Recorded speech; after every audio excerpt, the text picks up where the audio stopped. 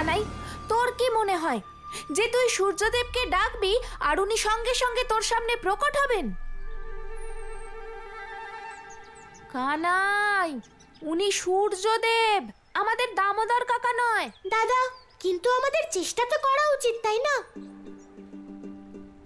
না হলে আমরা দেবী ইলার জীবন কি করে বাঁচাবো?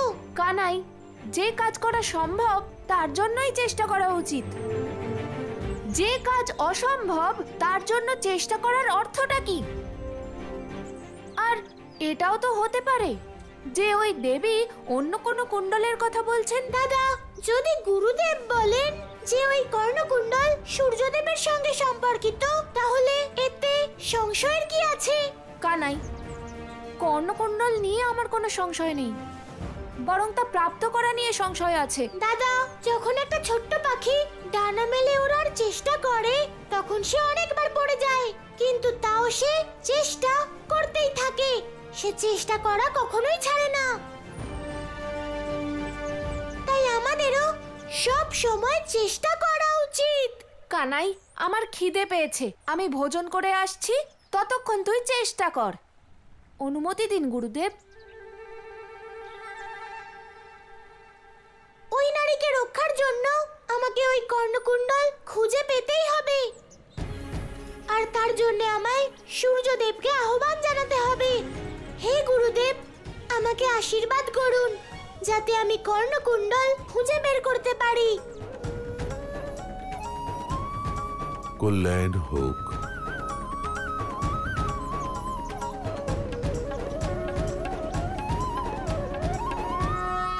প্রভু, দেবী ইলা আর কেউ নন, বরং ইলা কলা, বাণীর দেবী ইলা।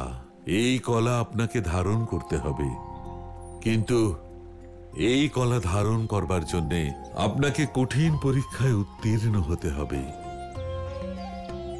আর সেটা তখনই সম্ভব যখন সূর্যদেবের কাছ থেকে ওই কর্ণকুণ্ডল লাভ করবেন। সূর্যদেব, আমি আপনাকে আহ্বান জানাচ্ছি। দেবী ইলার কর্ণকুণ্ডল হারিয়ে গেছে, আর যদি সেটা না পাই তাহলে ওনার জীবন সংকটে পড়বে। আমি জানি যে একমাত্র আপনিই বলতে পারেন যে সেই কর্ণকুণ্ডল কোথায় আছে। তাই আমাকে সাহায্য করুন সূর্যদেব।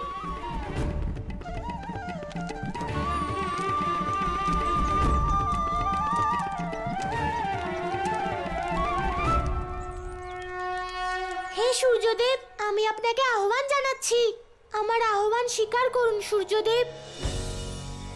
ওম ভাস্করায় নমঃ, ওম সূর্যায় নমঃ, অতুল বল নবগ্রহ দশ দিগপাল, ভো লক্ষ্মী দেবায় নমঃ, ওম সূর্যায় নমঃ।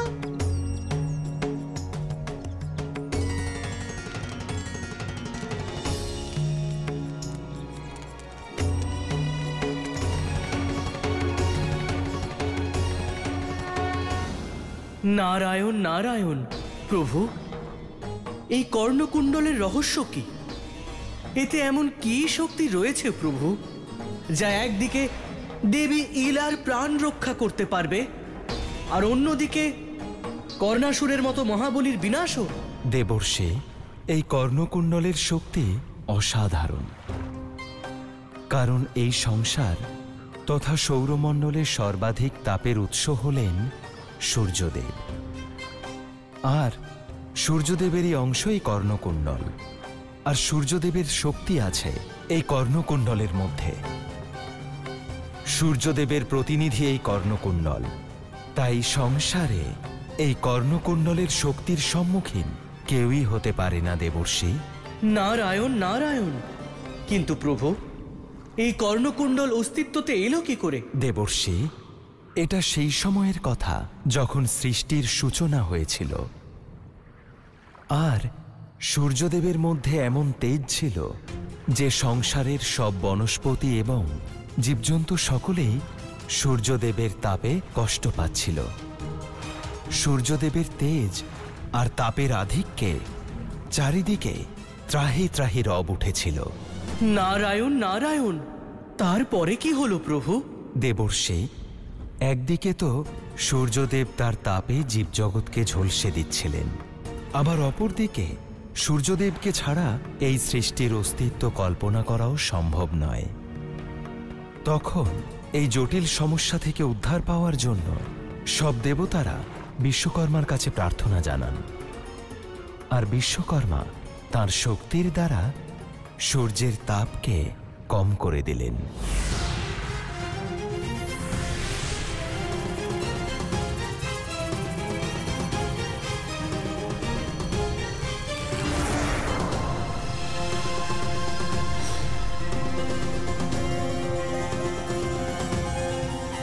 দেবর্ষি তখন বিশ্বকর্মা সূর্যদেবের তাপকে খণ্ডিত করে তা সীমিত করে দিলেন। তারপরেই সবকিছু ধ্বংস করে দেওয়া সূর্যদেবের তাপ পৃথিবীর জন্য জীবনদায়ী শক্তি হয়ে উঠল।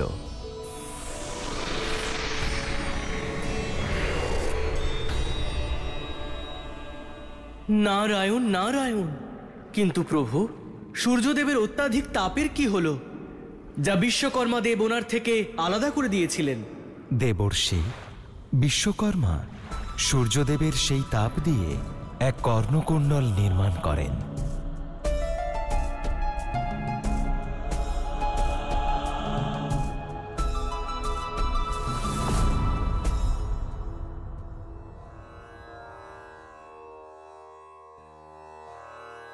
হে বিশ্বকর্মা, আমি তো এটা জানতাম না যে আমার এই প্রচণ্ড তাপে জীব জন্তু এবং বনস্পতি সংকটে পড়তে পারে। আপনি আমার আকারকে নিয়ন্ত্রিত করে আমাকে এক আদর্শ রূপ প্রদান করেছেন। আমি আপনার কাছে কৃতজ্ঞ।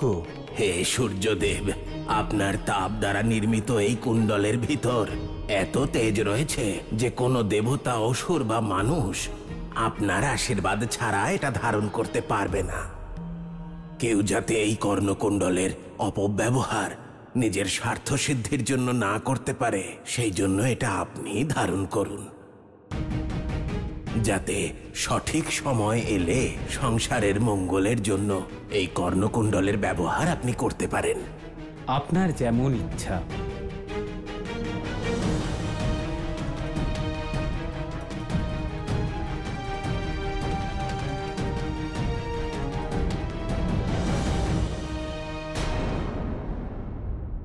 দেবর্ষি এটাই সেই কর্ণকুণ্ডল যা এখন কানাইয়ের প্রয়োজন।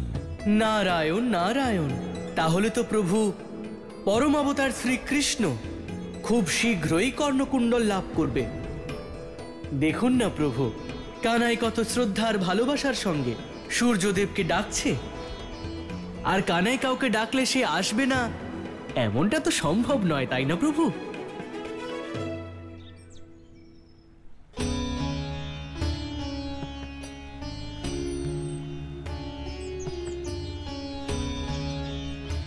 এমনটা কি করে হতে পারে?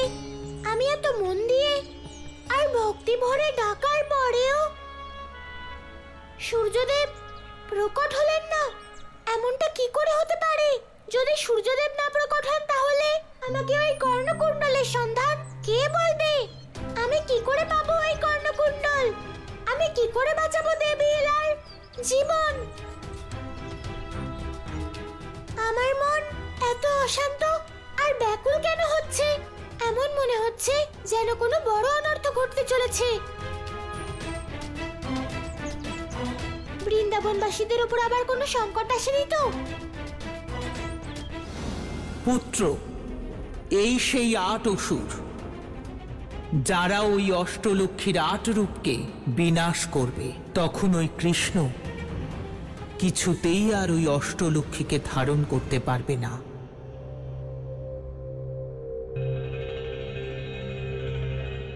তাহলে এই ৮ অসুর অষ্টলক্ষ্মীর বিনাশ করবে, অর্থাৎ বীর, গজ, ধন, বিজয়, সন্তান, সৌভাগ্য, বিদ্যা আর আদি লক্ষ্মীর বিনাশ করবে এই অসুরেরা।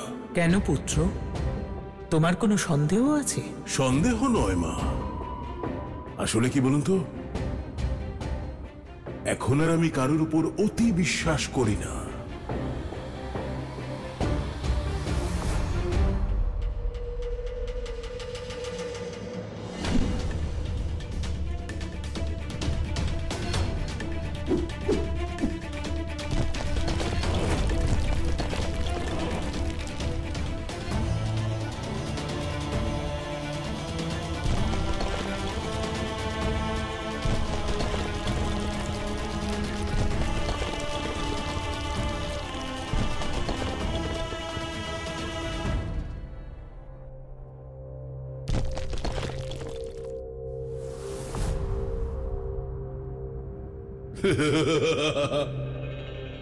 যারা নিজেদের রক্ষা করতে পারে না তারা অষ্টলক্ষ্মীর কি ক্ষতি করবে মা?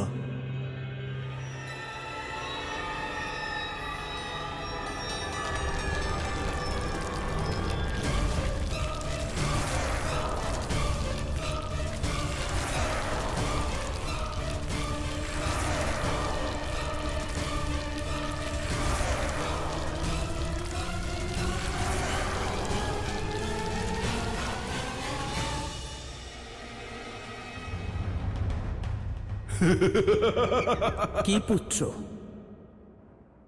এবারে তো তোমার মায়ের উপর বিশ্বাস জন্মালো।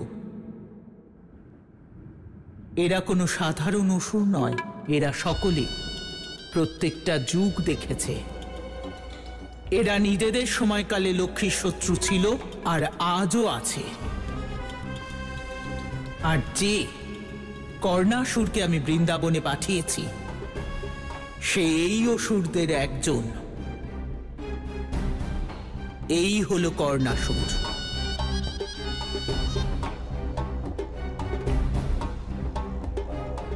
কর্ণাসুর। এদিকে কর্ণাসুর বীর লক্ষ্মীর বিনাশ করবে, আর ওদিকে অষ্টলক্ষ্মী লাভ করার স্বপ্ন কানাইয়ের এমন ভাবে ভেঙে যাবে ঠিক যেভাবে বুদবুদ ভেঙে যায়।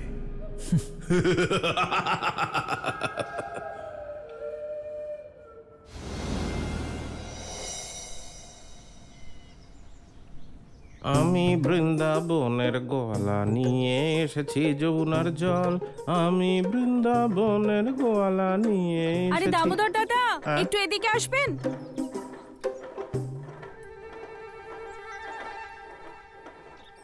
কি? একটু জল নিয়ে আসুন, মাখনটা শুকিয়ে গেছে, জল লাগবে একটু। আপনি কি আমাকে ডাকছেন? দামোদর দাদাও না কি যে ভেবে যায়। এই নন্দরানী বিড়বিড় করে কি বলছেন?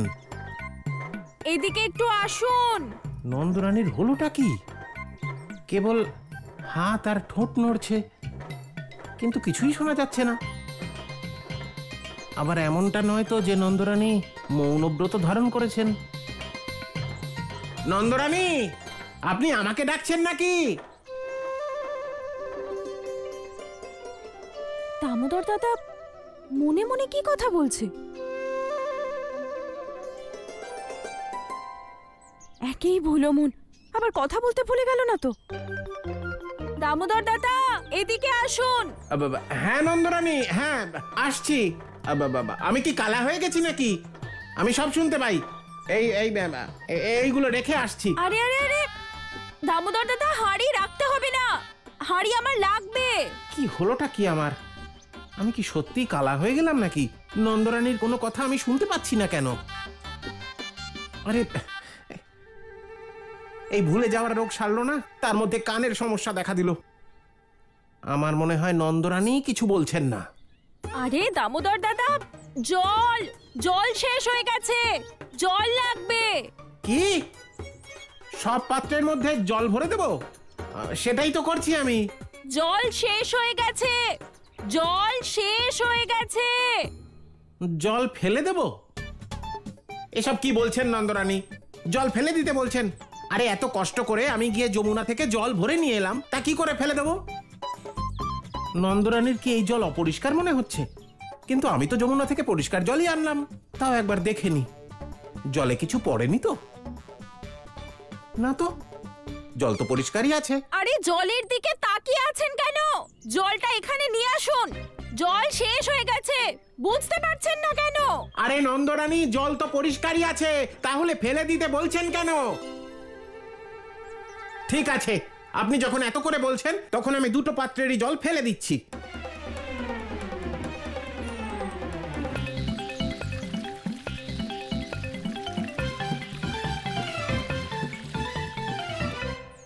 কি হয়েছে দামোদর দাদার? এমন নয় তো যে আমি যা বলছি দামোদর দাদা শুনতেই পাচ্ছেন না, বা দামোদর দাদা যা বলছেন তা আমি শুনতে পাচ্ছি না। এ তুমি কি বলছো?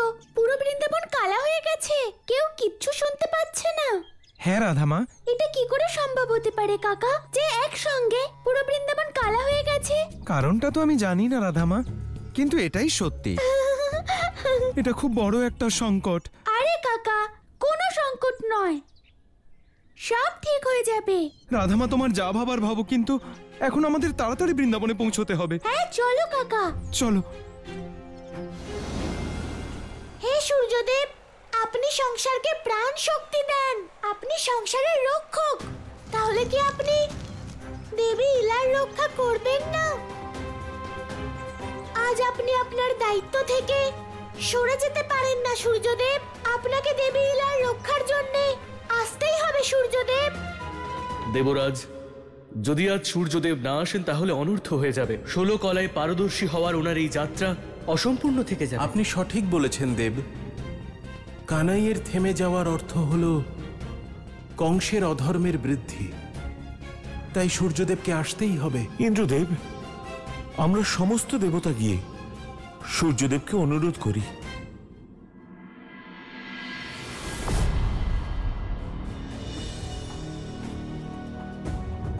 আমার মনে হয় না সূর্যদেব আপনাদের সকলের অনুরোধ মেনে নেবেন। গরুর দেব, আপনি এখানে? হ্যাঁ ইন্দ্রদেব, আমি ধর্মের এই কাজে প্রভু কানাইয়ের সহকারী হতে চাই, যাতে সূর্যদেবের অহংকার চূর্ণ হয়। গরুর দেব, আপনি কি বলতে চাইছেন? দেবরাজ, যদি সূর্যদেব প্রভু কানাইয়ের কাছে না যান, তাহলে আমাকেই প্রভু কানাইকে সূর্যদেবের কাছে নিয়ে যেতে হবে।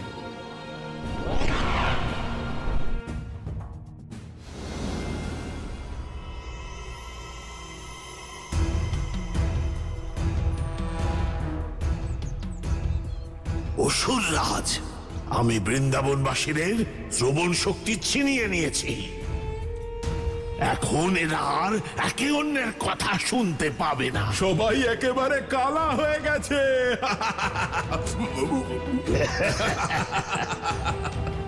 আর কর্ণাসুর, ওদের শ্রবণ শক্তি যেন ততক্ষণ ফিরে না আসে যতক্ষণ ওই রাধা বীর লক্ষ্মীর রূপ ধারণ না করে, কারণ আমি ওই লক্ষ্মীর অষ্টরূপের বিনাশ করতে চাই। অসুররাজ, আপনি যা চাইছেন ঠিক তাই হবে। তুমি শুনতে পেয়েছো তো চক্রধারী? তোমার ওই কানাই গেছে গুরুকুলে আর সংকট এসেছে বৃন্দাবনে, অর্থাৎ গৃহেই যার সাপের বাসা, সে বনে গেছে সাপ খুঁজতে। এবার দেখি তোমার ওই রাধা, তোমার ওই লক্ষ্মীরূপী রাধাকে কে বাঁচায়। এসো।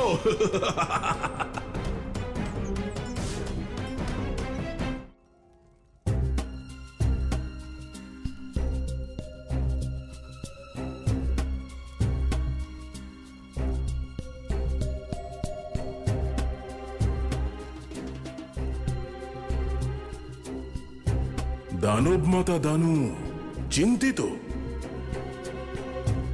কি হয়েছে মা? আমি এটা ভাবছি যে ওই বিষ্ণু কর্ণাসুরকে হত্যা করার জন্য কোন মায়ের রচনা করছে। আপনিই তো বলেছিলেন কর্ণাসুরের বিনাশ অসম্ভব, তাহলে চিন্তা কিসের? আপনি তো এও বলেছিলেন যে কর্ণাসুরের বিনাশ সূর্যের কর্ণকুণ্ডল দ্বারাই সম্ভব, তাই যেই সেটা আনতে যাবে সে তো পুড়ে। আপনিও আপনার চিন্তাকে পুড়িয়ে ভস্ম করে দিন।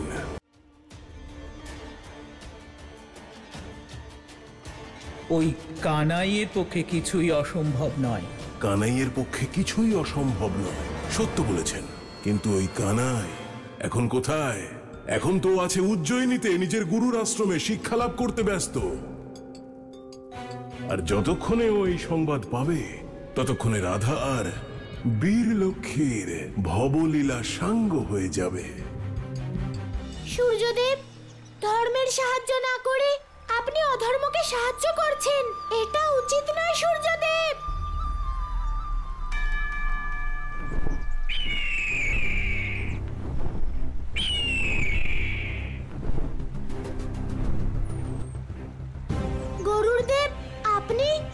প্রভু, আমি আপনার সেবক, তাই আপনাকে সাহায্য করতে এখানে এসেছি। পক্ষীরাজ, আমাকে সাহায্য কেবল সূর্যদেবী করতে পারেন।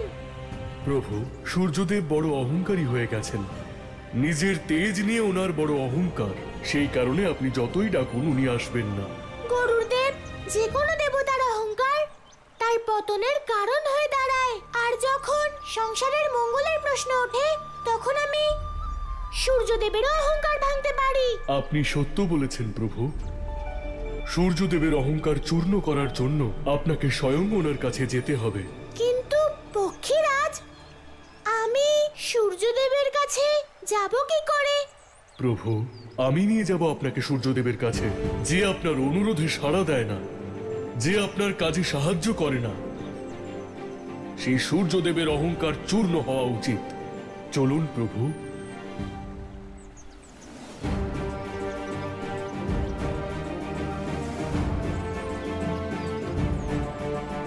চলুন গরুড়দেব।